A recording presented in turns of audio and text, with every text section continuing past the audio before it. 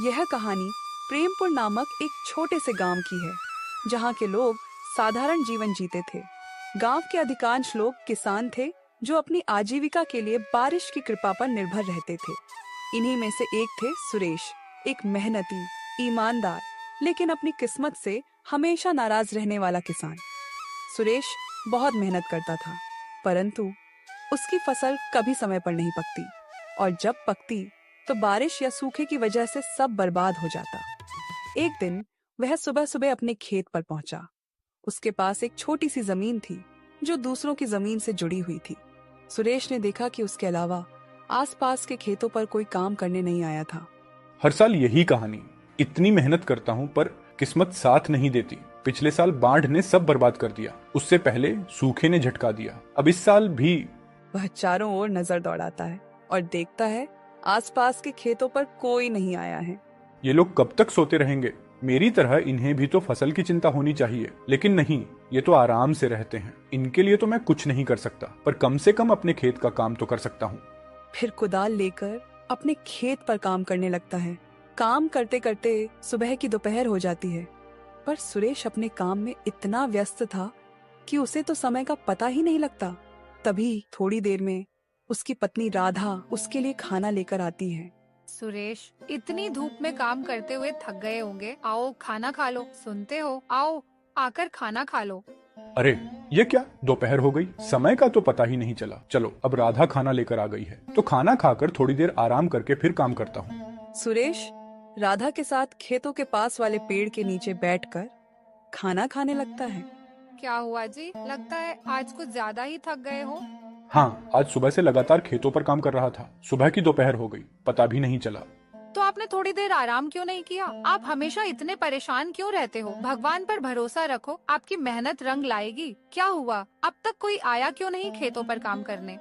वही तो, इन लोगों का ही सही है। जब मर्जी आते हैं, जब मर्जी जाते हैं, और एक मैं हूँ जो इतनी मेहनत करता हूँ। फिर भी पता नहीं कैसी किस्मत है मेरी, जो हमेशा कोई ना कोई बहाने से मेरी मेहनत बर्बाद कर ही देती है। हर साल वही हाल, मेहनत फिर बर्बादी फिर कर्ज, यही चक्र चल रहा है। आप इतना क्यों दुखी हो रहे हो? आपको पता है ना, आप मेहनत करते हो तो बस किस्मत को क्या कोसना। आज आपकी किस्मत साथ नहीं दे रही है, पर क्या पता कल आपकी किस्मत आपका साथ देने लगे। आप निराश मत होइए, मेहनत का फल जरूर मिलता है। हाँ राधा, पर यह कल कब आएगा? कब मेरी किस्मत मेरा साथ देने लगेगी? मैं जब सोचता हूँ कि इस बार कोई परेशानी नहीं होगी, तो फिर कहीं न कहीं से कोई न कोई परेशानी आ ही जाती है। कभी कभी तो मुझे लगता है विधाता को भी मुझे परेशान करने में मजा आता है। आप बस अपनी मेहनत पर ध्यान दीजिए, मुझे पूरा भरोसा है आज नहीं तो कल आप खुद मुझे कहेंगे, लगता है किस्मत मेरा साथ दे रही है। सुरेश को खाना खिलाकर राधा वहाँ से चली जाती है और सुरेश फिर से अपने खेत में काम करने लगता है। सुरेश अपने खेत में काम कर ही रहा होता है, तभी वहाँ बगल वाले खेत का मालिक मोहन आता है। सुरेश को काम करता देखकर मोहन उसे आवाज लगाता है। अरे सुरेश भाई, आज तो बहुत जल्दी आ गए लगते हो। हाँ मोहन, सुबह से ही लगा हूँ, तुम तो बहुत देर से आए। अरे भाई, मैं तो आराम से उठा, सोचा खाना खाकर ही आऊंगा, पर तुम्हारा चेहरा देखकर लगता है तुम बहुत परेशान हो। तुम्हें क्या हुआ है सुरेश भाई? खेत को देखकर लग रहा है तुम्हारा पूरा काम हो गया है, पर तुम्हारे चेहरे को देखकर लग रहा है काम अब तक शुरू भी नहीं हुआ है। नहीं भाई, ऐसी कोई बात नहीं है, वो बस अपनी किस्मत को लेकर थोड़ा परेशान था। क्या बताऊं मोहन, वही पुरानी बात, मेहनत करो फिर प्रकृति सब बर्बाद कर दे। अरे सुरेश भाई, कब तक अपनी किस्मत को कोसते रहोगे और कब तक किस्मत के भरोसे चलते रहोगे? अब किस्मत को कोसूं नहीं तो क्या करूं भाई? तुम तो जानते ही हो ना, पिछले साल बाढ़ आई, फिर सूखा पड़ गया था, और अब जब इस साल कोई प्रकोप नहीं है तो दिन ब दिन मंडी में अनाज के दाम गिर रहे हैं। भाई मुझे एक बात बताओ, हम दोनों के खेत एक दूसरे के अगल बगल में हैं, यानी तुम्हारे खेत में जो आफत आई होगी वही मेरे यहाँ भी हुई होगी, पर मैं तो नहीं कोस रहा अपनी किस्मत को। हाँ, मैं भी मानता हूँ कि किस्मत का साथ बहुत जरूरी होता है, पर सुनो भाई, मेहनत का फल जरूर मिलता है। कभी कभी हमें किस्मत को बदलने के लिए खुद कदम उठाने पड़ते हैं। मैं कुछ समझा नहीं भाई, जरा विस्तार से बताओ। सुरेश भाई, तुम खेती के अलावा क्या करते हो? मोहन भाई, मेरे पास खेती के अलावा और कोई काम नहीं है। अब मुझे तो हम हमेशा से अपनी जमीन पर ही निर्भर रहे हैं।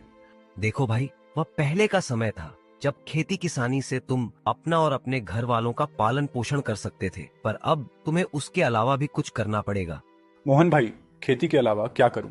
भाई मैं तुम्हें बताऊंगा नहीं, दिखाऊंगा। पहले तुम फटाफट से अपना सारा काम निपटा लो और मैं मेरे खेत का काम कर लेता हूँ। फिर मैं तुम्हें मेरे साथ अपने घर ले जाता हूँ, ठीक है? फिर थोड़ी देर बाद मोहन या सुरेश मोहन के घर जाने के लिए निकल पड़ते हैं। सुरेश भाई, तुम बहुत परेशान थे, इसीलिए मैं तुम्हें अपने साथ अपना यह राज बताने लाया हूँ। पर मैं जो तरीका तुमको बताऊंगा और घर पर जो चीजें तुम देखोगे वह तुम किसी और को नहीं बताओगे। तुम्हें जो दिखाने वाला हूँ उसकी मदद से तुम्हारी मेहनत कभी बर्बाद नहीं होगी, चाहे सूखा पड़े या बाढ़ ही क्यों ना आ जाए। मोहन भाई, तुम्हारा घर बाहर से तो किसी किसान का लग रहा था, पर इसके अंदर का माहौल तो किसी सेठ के घर जैसा है। भाई अभी तो कुछ नहीं है, मैं तुम्हें जो दिखाने वाला हूँ उसे देखकर तो तुम्हारे होश उड़ जाएंगे। मोहन भाई, तुम मुझे वह दिखा दो जो दिखाने लाए हो, क्योंकि तुम्हारी बातें सुन सुनकर अब मैं बेचैन होने लगा हूँ। ठीक है भाई, तुम यहीं रुको, मैं अभी वो सामान लाकर दिखाता हूँ। मोहन वहाँ से अपने दूसरे कमरे में चला जाता है और सुरेश वहीं रुककर इंतजार करने लगता है। मोहन भाई, ये क्या लाए हो अपने साथ? भाई इसी में तो है वो चीज जो तुम्हारी हर समस्या को दूर कर देगी। भाई यह क्या? ये तो चावल है।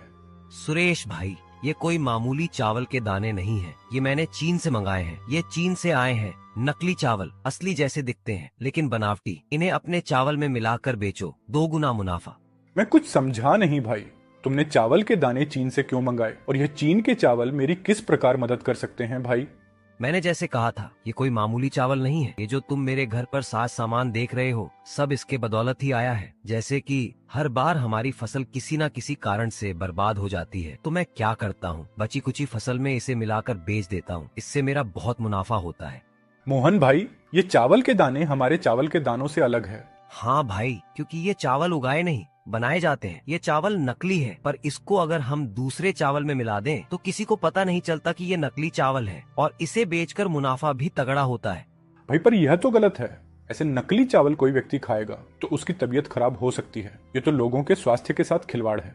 हमें क्या, हमारा तो फायदा हो रहा है। जब हमारी फसल बर्बाद होती है तो कोई हमारा नुकसान नहीं पूछता। हमें तो इसे बेचकर मुनाफा मिलेगा, हम उसमें खुश। हम दूसरों की क्यों सोचें? जब हमारी फसल खराब हो जाती है, हमारे घर वाले भूखे मरते हैं तो कोई पूछने आता है क्या? तो हम क्यों दूसरों की सोचकर अपना नुकसान कराएं? नहीं भाई, यह गलत है। मैं अपने फायदे के लिए किसी की जान से नहीं खेल सकता। भले ही मैं कितनी भी तकलीफ में क्यों ना रहूं, पर मैं किसी और की जान के साथ खिलवाड़ नहीं कर सकता। नहीं मोहन, मैं ऐसा नहीं कर सकता। मैं अपने ईमान से नहीं खेलूंगा। सुरेश भाई, एक बार फिर सोच लो। ये चावल तुम्हें बहुत अमीर बना सकते हैं, और तो और इनके होते हुए तुम्हें अपनी फसल की ज्यादा चिंता भी नहीं करनी होगी। जितना भी हुआ बाकी का यह संभाल लेंगे। सुरेश मोहन के घर से निकल जाता है। सुरेश फिर से परेशान होकर अपने घर की तरफ चल पड़ता है। चलते चलते सुरेश परेशान हालत में एक पेड़ के नीचे आकर बैठ जाता है। अब क्या करूं? मैं अपने नसीब को कोसूं या नहीं? कुछ देर पहले तक लग रहा था कि मुझे कोई नई राह मिल जाएगी जो मेरी किस्मत को बदल देगी, पर आखिर हुआ वही। फिर मेरी किस्मत दगा दे गई। अब मैं क्या करूं? आखिर कब तक इस किस्मत को कोस कर काम चलाऊंगा? तभी वहाँ पास से एक पंडित जी गुजर रहे होते हैं और सुरेश को इतना परेशान देखकर उसके पास चले जाते हैं। क्या हुआ बेटा, इतने परेशान क्यों हो? नहीं पंडित जी, कोई परेशानी नहीं है। देखो बेटा, मुझसे छुपाकर क्या करोगे? तुम बहुत परेशान हो। कोई तकलीफ है तो मुझे बताओ, शायद मैं तुम्हारी कोई मदद कर सकूं। क्या सोच रहे हो बेटा? बोलो, क्या परेशानी है? एक परेशानी तो है पंडित जी। मैं मेरी किस्मत से परेशान हूँ। मुझे ऐसा लगता है वह मेरा साथ कभी नहीं देती है। पंडित जी, मैं एक मामूली किसान हूँ जिसका सारा संसार खेती बाड़ी पर निर्भर है, और मैं पूरी ईमानदारी से अपने खेत पर काम करता हूँ, पर मेरी किस्मत कभी साथ नहीं देती है। कभी बारिश मेरी फसल खराब कर देती है, कभी सूखा पड़ जाता है, और किसी साल फसल बच गई तो उस साल मंडी में फसल की दाम कम हो जाती है। पंडित जी, मेरे पुश्तैनी किसानी ही करते आ रहे हैं, और फिर मैं किसानी कैसे छोड़ दूं? और किसानी छोड़ना तो कोई तरीका नहीं है ना पंडित जी। इसी तरह अगर हर किसान परेशान होकर किसानी छोड़ दे तो लोग तो भूखे मर जाएंगे। बेटा, तो जिस तरह तुम परेशान हो उसी तरह तुम्हारे साथ वाले किसान भी तो परेशान होंगे। तो तुम सारे मिलकर कोई उपाय ढूंढो। शायद सारे लोग मिलकर कुछ सोचें तो तुम सभी की समस्या दूर हो जाए। पंडित जी, मेरे अगल बगल वालों में से तो कुछ ने दूसरा रास्ता चुन भी लिया है, खेती से पैसे बनाने का। तो तुम उनसे पूछो और उनका तरीका अपना कर देखो, शायद तुम्हारा भी काम बन जाए। पंडित जी, मैं वह रास्ता नहीं चुन सकता, मुझे वह सही नहीं लगा। क्यों बेटा, ऐसा क्या कर रहे हैं वह जो तुम्हें सही नहीं लग रहा है? पंडित जी, मेरे जान पहचान में एक किसान भाई बहुत गलत काम कर रहे हैं। क्या गलत कर रहे हैं, जरा मुझे भी बताओ तो।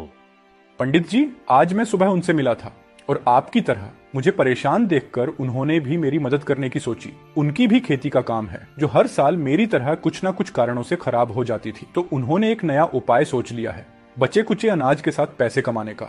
पंडित जी, उन्होंने चीन से चावल मंगा लिया है और वह उन्हें अपने बचे हुए चावल के दानों में मिला देते हैं, जिसे बेचकर वह बहुत पैसे कमा रहे हैं। हाँ तो बेटा, इसमें क्या गलत है? तुम भी चीन से मंगा लो और उन्हीं की तरह बेचो, नहीं?